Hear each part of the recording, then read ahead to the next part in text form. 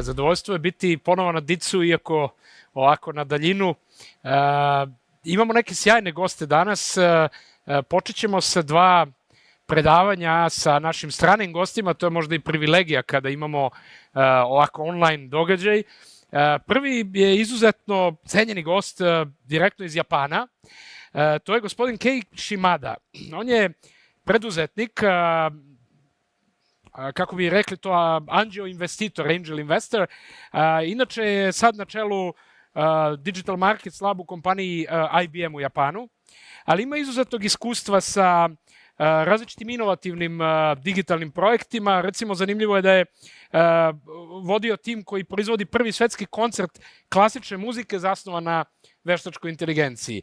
Takođe, zanima ga neurotehnologija, mobilnost nove generacije, kuvanje i ono što ću ga, ja mislim, zakačiti u jednom od pitanja je uči svog sina da programira.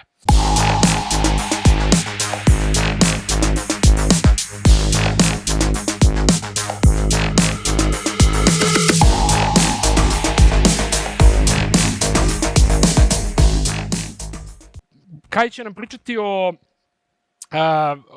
nekim iskustvima širom sveta u vreme digitalizacije i pandemije. Tako da ću ja da odmah prebacim i ekran, da proverim da li je Keija sa nama i prebacit ću jezik na engleski. Nadam se da mi nećete zameriti. Mr. Šimada, I hope we can hear you and we can see you. Yes, I can. I can hear you very, very well. And thank you for having me today. Excellent. I wouldn't take much more time. I would pass the screen to you, and then I'll come back with some few questions. Go ahead. Screen is yours. Okay. So hello, everyone in Serbia. It's a pleasure to be here. Thank you for having me. It's actually been 2 years since my last visit or physical visit to Serbia. I regret not being able to physically present in Belgrade, a very, very beautiful country. But I will be presenting remotely on this topic today, the new normal, digital and the age of COVID. Okay, so let's go forwards. Okay, so the new normal, I think everybody has heard of this, this terminology, but what does the new normal mean when it comes to digital? For me, it means digital readiness. How ready are you with digital? This was a post by the CEO of Shopify, the competitor to Amazon. He posted this on May last year. And you could see that it says, as of today, Shopify is a digital by default company. We will keep our offices closed until 2021 so that we can rework them for this new reality. And after that, most will permanently work remotely. Office centricity is over. A lot of companies have been adopting the work from home code so that everybody can stay safe. In Japan, unfortunately, not a lot of companies are adopting it. But in the US, where the pandemic has hit very, very heavily, the companies such as Shopify are taking an initiative and saying that working from home will be the new normal. As we approach 120 million people who are affected by COVID, which is roughly about 1.5% of the total population, we need to understand that this will not end anytime soon. All the countries are now experiencing a flat or a positive growth with the new strain of COVID. And it's unfortunate that we have to live with this for the years to come. This is the first slide that I feel is interesting for everybody here. I'm going to talk about 415 petaflops of digital computation. This is a supercomputer which is ranked #1 made by Riken and Fujitsu here in Japan. They did an experiment with the supercomputer to analyze and animate the congestions or the effect of the virus when you cough. So let's watch this first.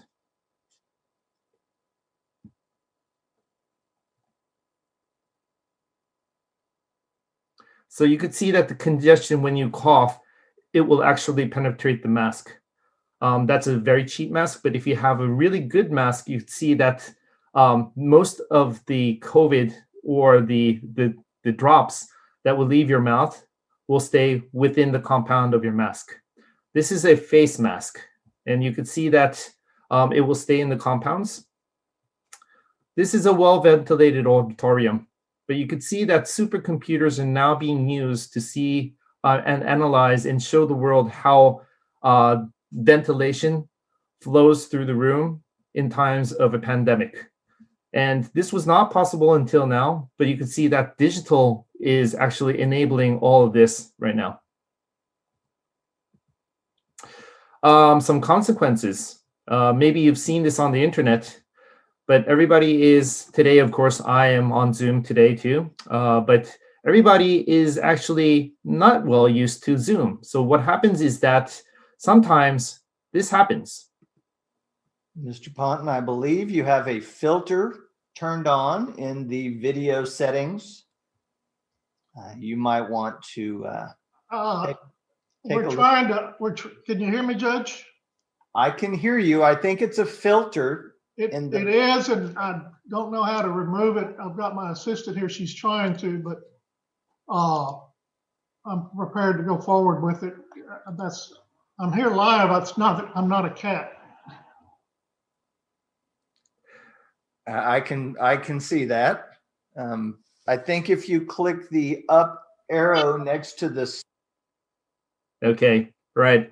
So basically what happens in a pandemic is you need to adapt to new technologies. And unfortunately for the non-digital native people, it can be a nightmare.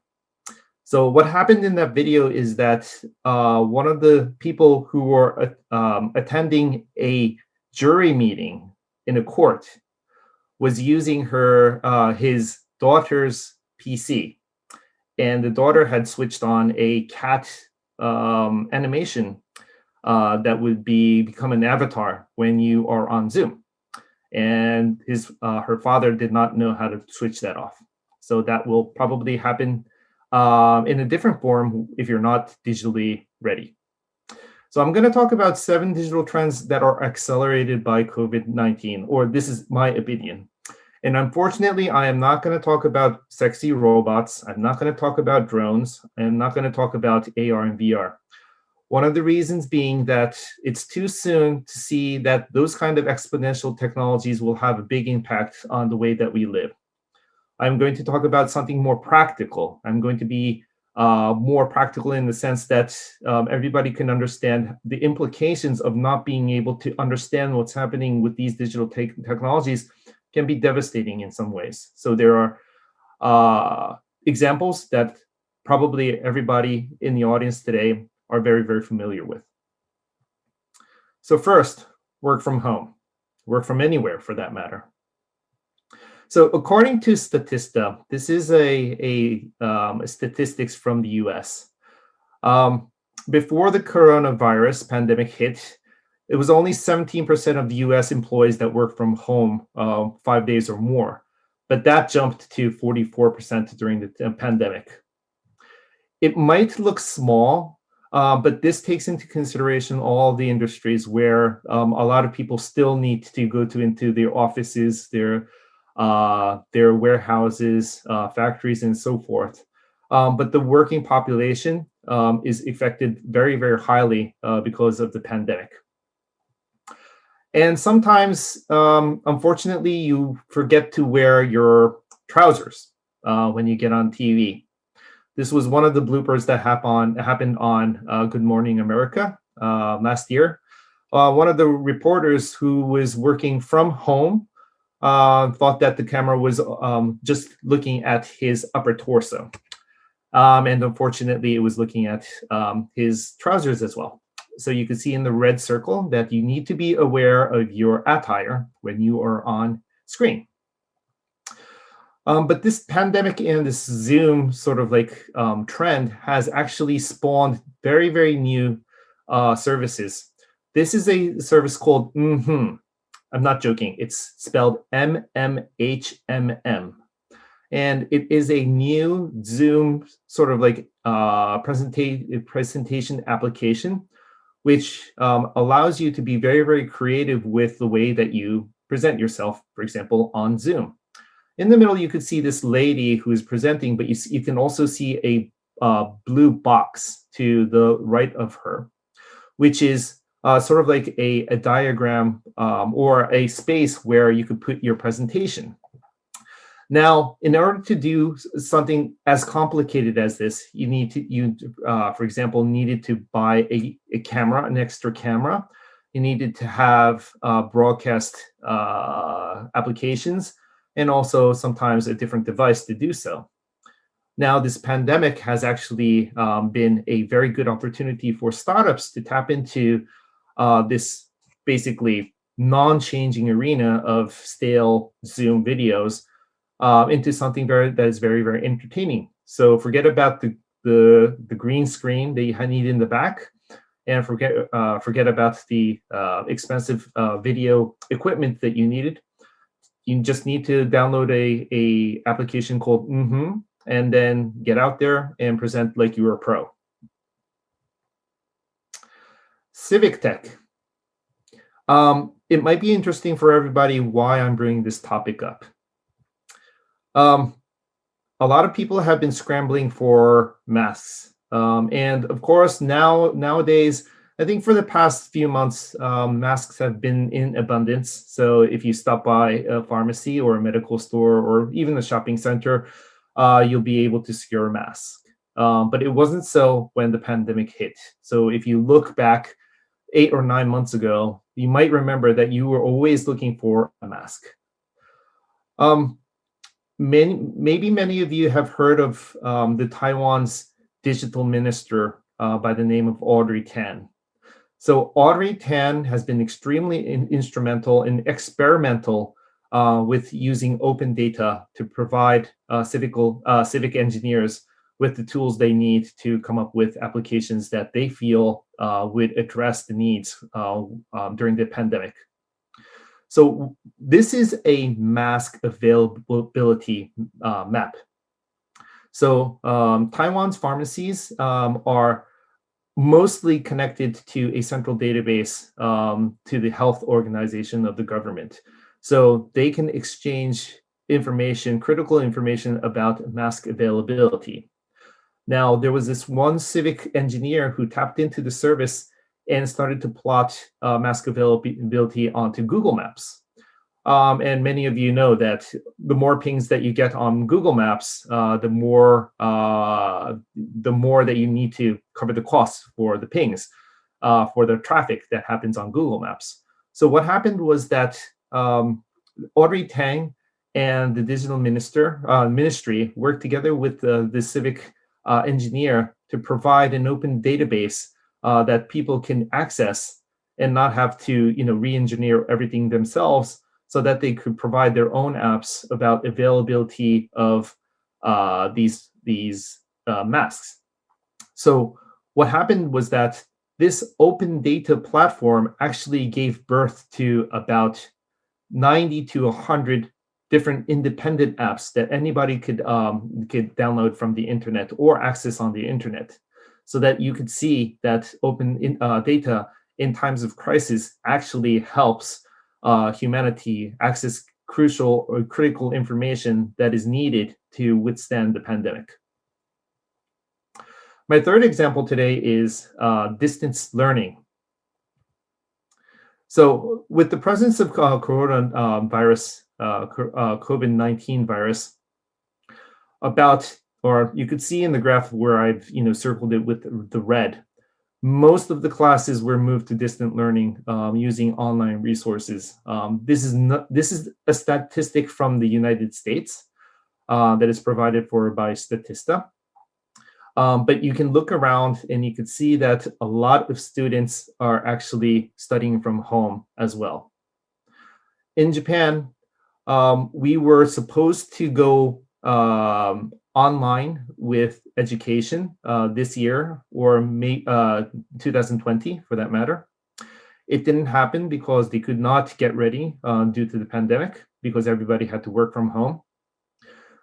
but actually it was the independent prep schools that came up with decent tablet educational applications, even in Japan, so that students such as my child, who is 9 years old and is in the third grade of elementary school, can actually study from home.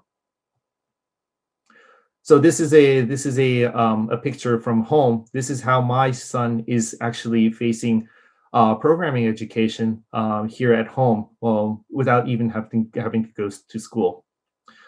Broadband has been available through to mostly everybody in Japan, but you might have noticed that the internet speeds these days, because of everybody accessing the internet at the same time, is actually very, very slow.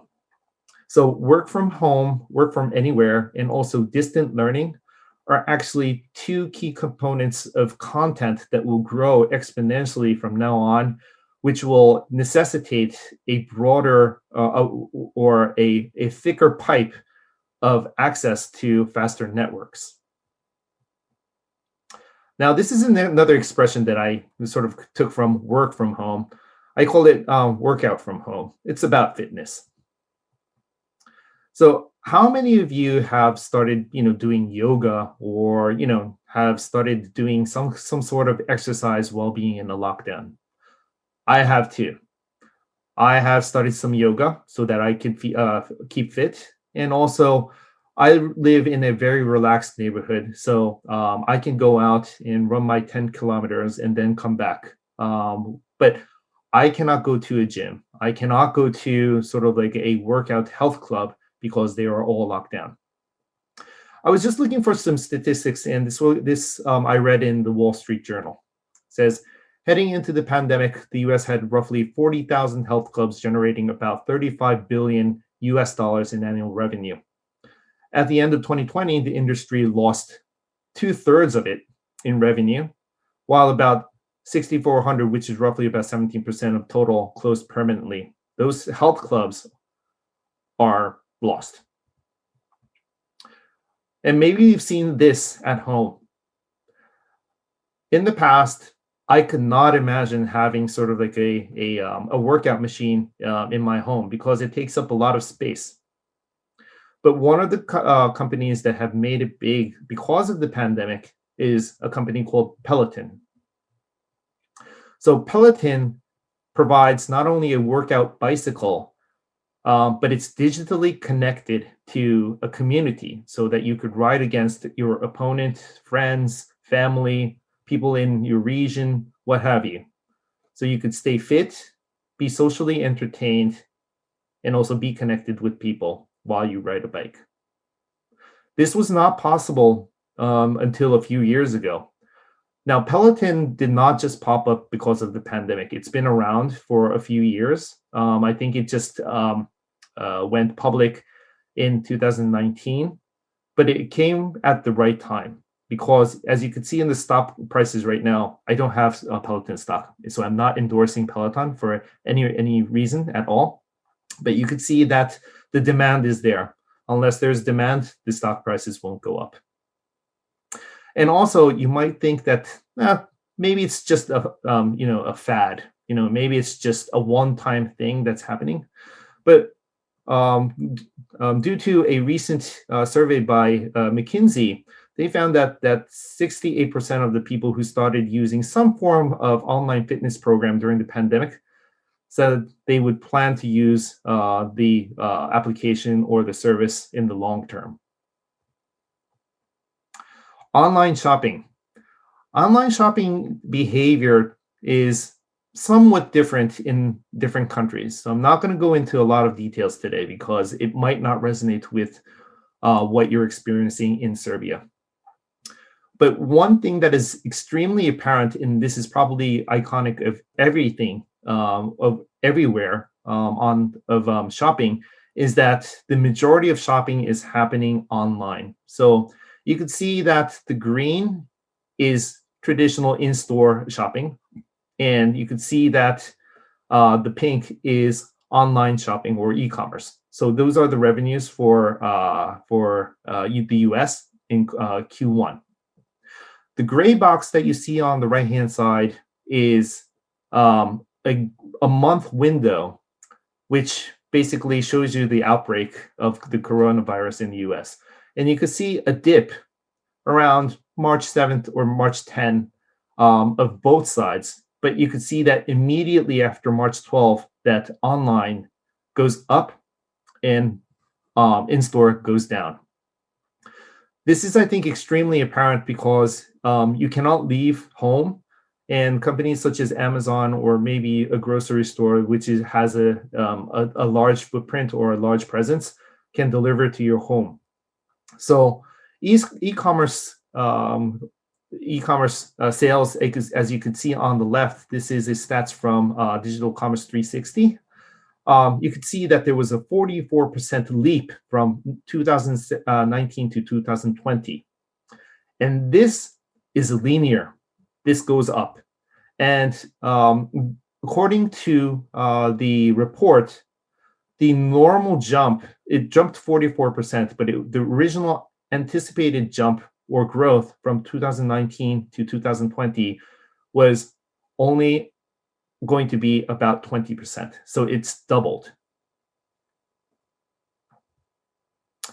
Another trend that is happening quietly in the States from, for example, companies such as Amazon is a thing called live commerce. It originated in China, where it's a mix between in-store shopping and also e-commerce. You understand that in-store shopping is where you go to a physical store and maybe you'll have an interaction or a conversation with a person who's selling stuff. Now, on the other hand, if you go to e-commerce, you're basically looking at a static web and basically trying to figure out whether that product is something that you need to buy or not, right? So live commerce is basically a work in between. So you have a person who is selling on the other side of the camera, but you are looking into a live stream where that person is talking to you or the audience about the effectiveness of, for example, cleansers or cosmetics or what have you, and they are trying to make a sell. And this is a live commerce screen from L'Oreal. So it's not something that is happening from a random individual trying to sell something off the corner of a street or the corner of the internet, for that matter. It's actually trained sellers who are representing large brands in front of a camera and live streaming their sell of a product and answering questions through text or live voice. And of course, you could buy on the spot. The trend has actually taken on in Japan, where if we look at, for example, large department stores, they are open now, but it is for the first time after ages that they have been closed for a month. So back in April, the 3 largest department stores in the middle of Tokyo were closed for a month. It's unimaginable. So what happened is that the department stores, when they kept their department stores closed, they started to experiment with sellers going into different sections of the department store and experimenting with live commerce using their platform. Now, Japan's penetration of smartphones is very, very high, but the way that they use it is still pretty primitive, for that matter. So live commerce still has some time to do some catch up, and it'll be some time until this is the normal. But this is one big trend of shopping that everybody should be aware of. Touchless interfaces. Now, we're using contactless payment more and more these days. We're using NFC. So contactless payments are one method to go to a grocery store or, get into an elevator and basically do your stuff. There are some new technologies coming from Japan where they produce holograms of interfaces. So, for example, for toilet seats in Japan, maybe some of you who have traveled to Japan before know that we are known for high-tech toilet seats, which can do a lot of amazing stuff. But you could see that the buttons for flush and a lot of other things are actually hologram based right now. So this will be coming out very, very soon. And there are also elevators where they allow you to not press but hover over a button to get to a certain floor. So these touchless interfaces, I believe, will become very, very big very, very soon. My last trend for today is clean tech. So I think many of you have maybe heard of the Consumer Electronics Show, or the CES, that is held in Las Vegas every year at the beginning of the year in January. This year, unfortunately, I didn't get to go to Las Vegas because everything was online. But I saw a lot of interesting new technology which I had not seen last year, and I would categorize them by saying this is called clean tech.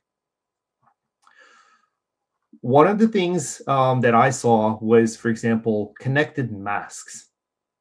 It would basically measure the air pollution and also translate what you're speaking, because it has sort of like a microphone built into the mask. So these connected devices to something that you might have to wear for the years to come. This might be a new breed of digital connected devices that we might be using very, very soon. Also, clean tech. Another thing that I saw was, this is a water dispenser on one of LG's newest refrigerators.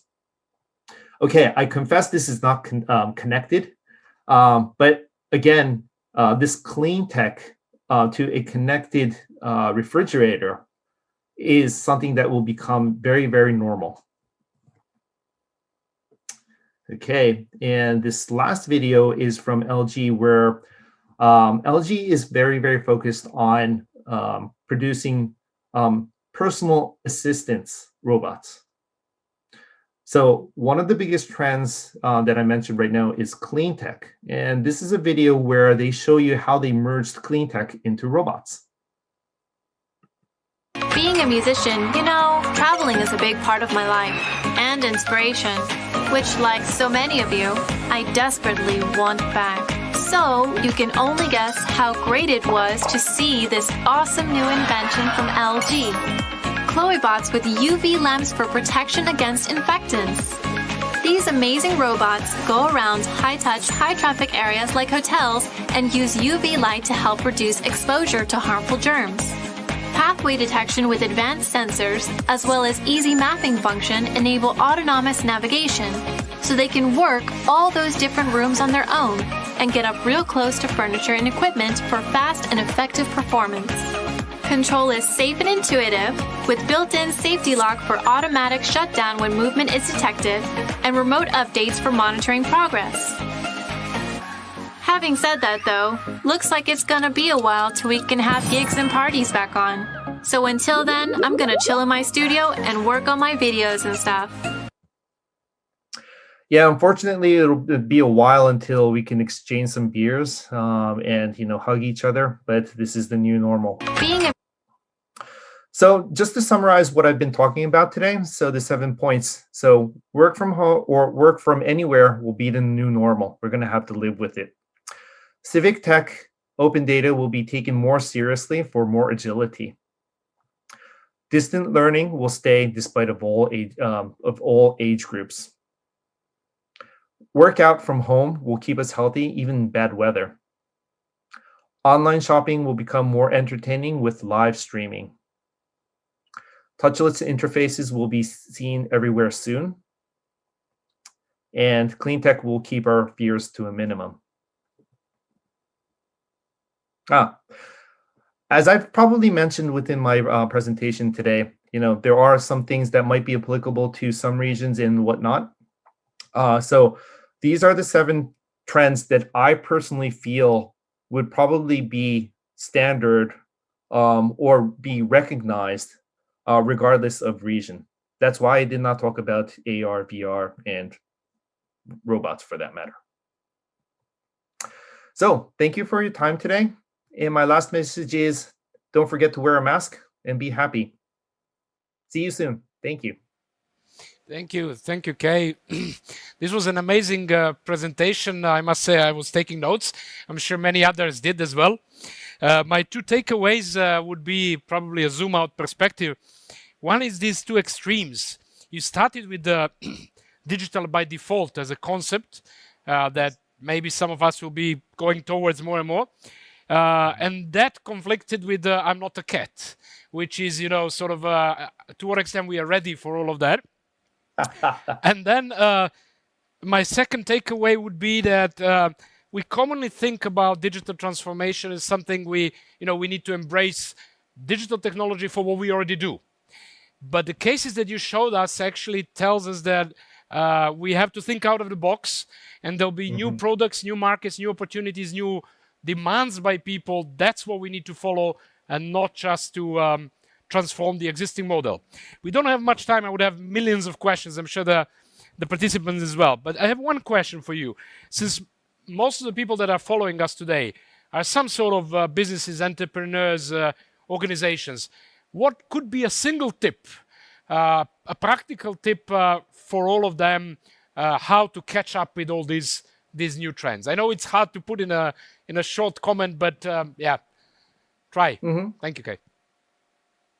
Thank you for the question, and thank you for the comments. The most important tip that I would have for them is to look for different kind of examples globally. There's always something that you could copy and also take as an inspiration. Don't reinvent the wheel. Look around you, look at what's happening globally, and then try to find out how you apply it to Serbia. It's very, very simple. Thanks a lot. I think it was very practical. And I'm sure we'll have more opportunities to, hopefully to host you here in Belgrade, maybe next year or some other. And you're always most welcome. Thank you again for your time. And see you somewhere online or in Belgrade or in Japan. Thanks a lot for joining. Thank you so much. It's been a pleasure. Take care. Have fun.